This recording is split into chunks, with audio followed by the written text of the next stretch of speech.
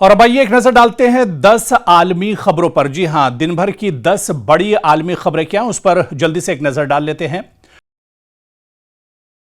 सबसे पहले जो खबर है वो अमेरिका और ईरान के दरमियान कशीदगी को लेकर है। दरअसल अब अमेरिका और ईरान के दरमियान कशीदगी कम करने की नई सिफारती कोशिशें तेज हो गई हैं।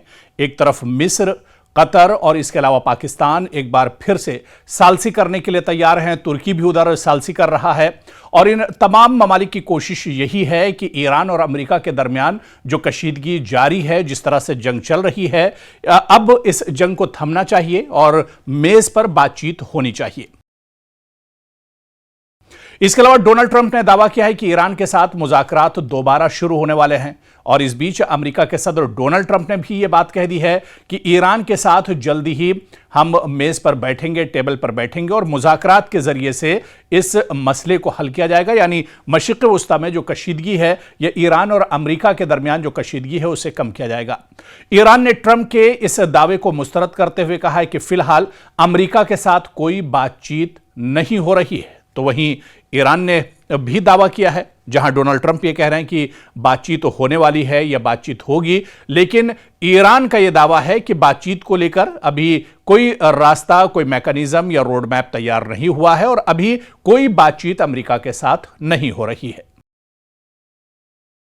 इस बीच जंगबंदी में तोसी और अबनाए हुर्मुज को दोबारा खोलने पर भी आलमी सतह पर तवज्जो मरकूज हो गई है, क्योंकि जितने दिन अबनाए हुर्मुज बंद रहेगा उतने दिन पूरी दुनिया के लिए एक तरह से यह बहुत बड़ा खसारा, बहुत बड़ा नुकसान है। इसी वजह से दुनिया के कई ऐसे बड़े ममालिक हैं या मशरिक़ वस्ता के कई ऐसे अरब खलीजी ममालिक हैं जो ये चाह रहे हैं कि अबनाए हुर्मुज पर दरअसल इसे खोला जाना चाहिए और इस पर बातचीत होनी चाहिए।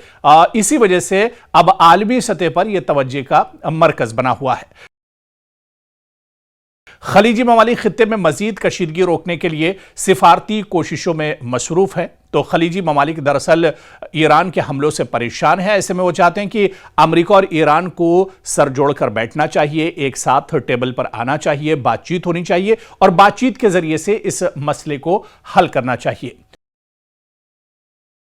उधर अबनाए हुर्मुज की सूरत हाल आलमी तेल की मंडी के लिए इंतहाई अहम समझी जा रही है। तो वहीं मुज़ाकरात की खबरों के बाद आलमी मंडी में तेल की कीमतों में भी उतार चढ़ाव देखा गया है। इस बीच ईरान का कहना है कि वो अपने कौमी मफादात पर किसी किस्म का समझौता नहीं करेगा। अमेरिका का मौक़िफ़ है कि सिफारती हल अब भी मुमकिन है, ताहम इख्तिलाफात लगातार बरकरार हैं।